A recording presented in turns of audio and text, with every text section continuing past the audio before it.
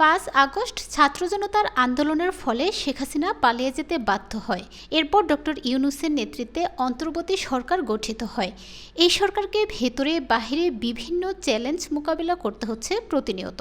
এইসব চ্যালেঞ্জের মধ্যে আবার প্রতিবিপ্লব করে এই সরকারকে সরিয়ে দেওয়ার ষড়যন্ত্র। এরই ধারাবাহিকতায় আনসারদের আন্দোলন করা ছিল অন্তর্বর্তী সরকারকে পতনের ষড়যন্ত্রের অংশ।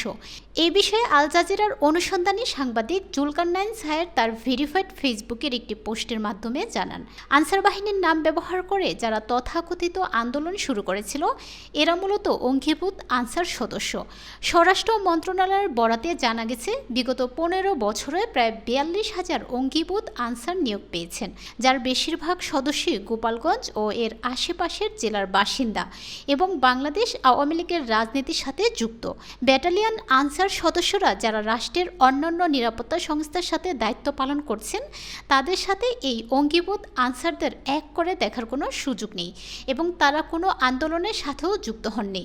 তিনি আরও বলেন, বিশ্বস্ত গোয়েন্দা সূত্র মারফতে জানা গেছে আনসার ও গ্রাম প্রতিরক্ষা বাহিনীর সাবেক DG major general AKM Aminul হকের পরোক্ষ উস্কানিতে দেশে বিশৃঙ্খলা পরিস্থিতি সৃষ্টির উদ্দেশ্যে অঙ্গীভূত আনসার সদস্যদের লেলিয়ে দেওয়া হয়েছে।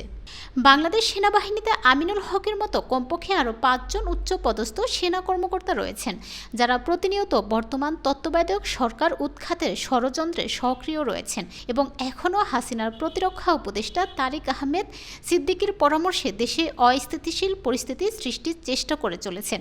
আনসার আন্দোলন ব্যর্থ হওয়ার পর এরা পল্লী বিদ্যুৎ সংস্থার কর্মকর্তা কর্মচারীদের কর্মবিরতি শুরু করে সরকারকে অস্থিতিশীল করার প্রয়াস চালাতে পারে বলেও সূত্রটি দাবি করেছে।